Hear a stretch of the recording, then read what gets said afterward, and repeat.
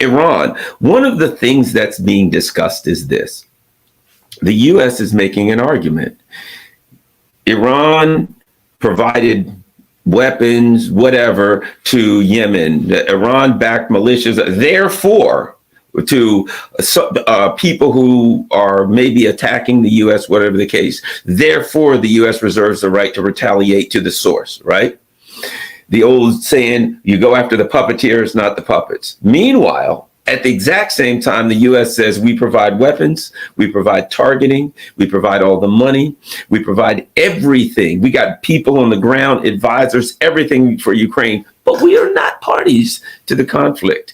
The days when the U.S. could make those arguments, when it had the power to enforce those kind of arguments, are gone, Scott. Nobody's buying it. They're talking about attacking Iran, and Iran saying, if you do, it ain't going to be pretty. What do we need to know, Scott Ritter? Well, I mean, we need to take cue from William Burns, the current CIA director, who has written an article where he acknowledges the obvious, that the United States is no longer the exceptional superpower. We've lost our dominance in the world today. And the world is changing. And the reality is we're only going to get weaker, and the rest of the world is going to get stronger. It's, there's been indications of this for some time now. The U.S. got a nice head start on the world at the end of the Second World War by emerging with, its homeland intact. Its defense industry fully functional, undamaged, its economy thriving, and all of the tools necessary to expand into the vacuum of collapsing empires. The British Empire, the French Empire, the Dutch Empire. And we did this, and during the Cold War, we reached a sort of stasis, I guess, a bipolar world between us, the expansive U.S., the leaders of the free and democratic world, and the bad guys, the commies, the Russians, the Chinese. But then, in 1991, fall of the Soviet Union, collapse, boom. China sort of pivots to us. They're becoming part of the West. We've won them over. Those commies are going to become capitalists, and we are the sole remaining superpower. And we crowned ourselves such. We walked away from a duty and responsibility of transferring some responsibility for global order to the United Nations, which, of course, is what the United Nations Charter is all about. Instead, we said, no, we are in charge. It's not the United Nations Charter that determines how the world runs. It's the rules-based international order, which, of course, we wrote for our benefit. And we got away with this, Garland, for 30 years. For 30 years, we got away with being the global hegemon. But during those 30 years, we remained static, or worse, we got weaker because we became overconfident and we became distracted. We forgot that which made us strong wasn't just economic power or military power, but sort of diplomatic power that came from the concept that despite all of our many, many faults, and I'm not going to sit here and pretend that America's perfect, America's faultless, but despite all of our many faults, much of the world looked to us with respect, looked to us for leadership, looked to us to hopefully do the right thing. And we didn't. Every time we came to a test, we failed. We failed after 9/11. 9/11 was a chance for us to correct the wrongs of the Clinton era. I blame Bill Clinton for failing to take advantage of the opportunity provided by the collapse of the Soviet Union. Bill Clinton instead and his neoliberals said, no, America is going to flex and do it. And we got bogged down in Iraq and regime change, and it was ugly. And that was the beginning of the end. But we could have flipped the script on 9/11. We were attacked. And the world said, oh my God, America was attacked. Universally, the world said, this is a bad thing. And instead of us saying, hey, why don't we work together collectively to resolve the many issues that led to the 9/11 attack? But no, revenge, USA, USA. You're either with us or against us. You're on the board or you're on the other side of the gun, my friends. And that arrogance let us down. And we could intimidate much of the world into falling into place. But for the next 20 years, we allowed this conflict to consume us. We lost touch with all sense of reality, and we got weaker and weaker and weaker, economically, militarily, and more importantly, morally. The world stopped viewing us as the good guys. We were just the bully, the big, bad bully, and we've been behaving that way ever since. So now we come rolling into this awakening on the part of the world. And William Burns has acknowledged it. We ain't what we was. We can't do it anymore. I mean, what we've done is in the past, when we rolled into, a global problem, we came like a bowling ball. And what I mean by that is solid on the surface and solid throughout.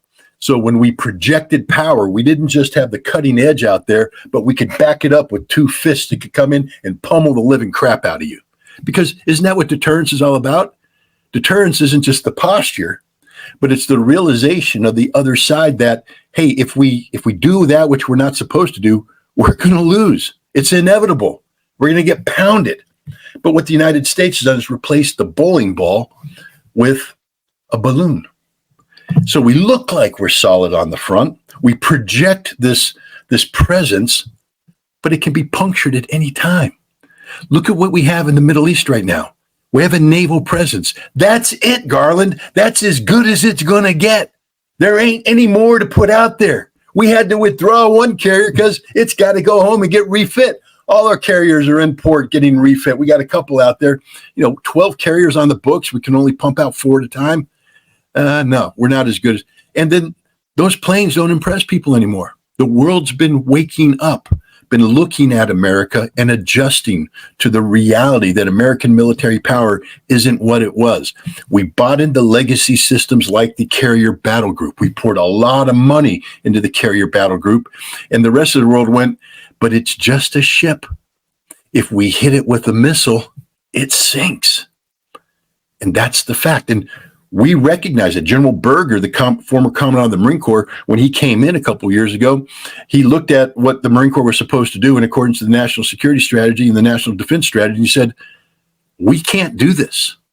We've signed up to something we can't do. And as the commandant of the Marine Corps, that bothers me because my leadership is expecting me to fulfill certain operational and strategic requirements, and I can't do it with the force I have. Why? Because we've married to legacy systems like tanks. He said, we don't need tanks. Tanks consume money, consume resources for very little benefit. Military police protect. We don't need those. We got big amphibious ships where we put a lot of Marines on, 700, 900, 1,200. And we're going to sail them up to Iran and do a World War II style, launch the landing force. Everybody rolls in the shore, artillery, naval bombardment, aircraft. So we ain't even get close to the shore.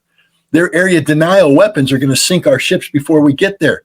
We can't do what we're doing. At least he recognized that and started restructuring the Marine Corps. But the rest of the services haven't done the same. The U.S. Army is trapped in the 1990s reconfiguration of brigade combat teams. Well, a brigade combat team may have looked good in 1990. It's worthless today, absolutely worthless. A United States Army heavy armored brigade would be destroyed in 3.5 days of combat on the ground against a Russian style force. 3.5 days, it's gone. How many of these brigades do we have? How many of these brigades can we deploy to the front? And even if they miraculously manage to survive, they run out of ammunition in a week. Go back and look at Reforger 88. 125,000 troops surged in. We got this thing, I forget what they call it, Defender Challenger or something like that. 90,000 troops are talking. It's a joke. It's not 90,000 troops. It's 90,000 people spread out all over the place, none of whom come together in a solid force. Reforger 88 brought in almost 1,050 tanks. This new exercise, 136. That's all we can do, guys. 136 takes. That's a brigade. That's it. So we're surging in a brigade, an armored brigade. That's all. But look at what they did. Every unit that flew in during Reforger flew into pre-positioned equipment. But there's an important element of that. They didn't just fly into pre-positioned equipment. They flew into existing ammunition depots that were fully stocked with all the ammunition they needed to accomplish their mission. They flew into a network of logistic sustainability in Europe that had fuel, that had the trucks, they had the transportation. All of this was already there. So when they flew in, they could function. None of that exists today. We got one pre-positioned brigade grouping up in Poland. I think we're building another one, but we don't have the logistics. Where's the ammunition? We don't have any ammo. We can't even build it anymore, produce it. We got nothing. Fuel. We don't have the fuel. It's not there. To do this exercise, they had to allocate budget to buy the fuel and stage the fuel. And when the exercise is over, there ain't no fuel, so they can't transition. Anybody, in the Russians are going, well, they could transition into an offense. Like, no, they can't, because they didn't budget it. They didn't plan it. When the exercise is over, they've depleted all their resources. They've got no fuel. They've got no ammunition. Everybody has to go home. It's a joke. That's the reality of where we are today. So now you're the Iranians. And yes, you've provided the militias with these weapons. We know they have. They all but admit it. I think everybody knows that the drone that struck the Americans in on Syrian soil was an Iranian Shahed drone. There's no reason to deny it. But the hypocrisy to say you're now a party to the conflict because you provided a weapon to a third party who used it against us. What does that make us? I mean, my God, we've provided Ukraine with literally tens of billions of dollars worth of weapons, one of which, a Patriot missile, just shot down an IL-76 transport aircraft and killed 65 Ukrainian prisoners of war, in addition to the crew of 6 and 3 escorts. Doesn't that give Russia every right now to bomb America? The Germans provide, artillery systems, armor systems. The British provide scout missiles. The British provide these drones, these naval Storm Shadows. Storm Shadows, yeah. And the French provide the Scout missile, and these underwater drones apparently sank a Russian ship yesterday in the Black Sea. So does this give Russia the right now to strike British soil? I mean, using the logic of the United States, Great Britain should be all huddled down in air raid shelters, getting ready to get the snot kicked out of them because their weapons killed Russians. Americans should be hunkering down too, waiting for Sarmat missiles to hit us because, according to Joe Biden's brilliant logic, our Patriot missile shot down a Russian airplane, killing Russian service members. Come on, America, wake up. The hypocrisy is unreal, and the stupidity is unreal. All right? And let's just make it also very clear. If you touch Iran, they are going to slaughter us. That's the unspoken part here. I know Biden says we don't want to escalate, we don't want to war with Iran, but there's a reason, because we'll lose, and we know we'll lose. We do not have the resources in place capable of initiating a meaningful air campaign, meaning we can drop a couple bombs here, hit them with a couple cruise missiles here and there, but it ain't going to do a dent. And then you turn on the Iranian war machine, which is locked and cocked and ready to roll right now, and they will unleash hell. You remember that scene out of The Gladiator, where Russell Crowe, unleash hell, and all that crap flies towards the barbarians. Well, that's going to be what's coming out of Iran. Missiles after missiles. These are missiles that we can't intercept, missiles that are very precise, and the Iranians have spent decades pinpointing every location in the Middle East of interest, meaning they will blow us the hell off the map. We have no chance. So for the sake of getting revenge for the deaths of 3 American service members, which is tragic, but they shouldn't have been there. They had no mission. They had no reason to be there. They were literally sitting ducks. So we put them out there, these poor these National Guardsmen from Georgia. They got killed. Dozens got wounded. And now what? We have to avenge them? So we're going to double down on stupid and go out and strike. Understand that we're not going to hit Iran because the Pentagon knows what the consequences are. And the Pentagon knows that when Iran retaliates, we got nothing left. It would take us months, if not years, to assemble forces sufficient to begin the process of initiating a campaign that had a modicum of hope of doing the kind of damage to Iran that could have a deterrent factor. But here's the key part of that. Even if we did all that and mobilized and sent them out there, there is no guarantee of victory. Fact is, it's about 60-40 that we will get beat even after we mobilize. That's the reality of America today.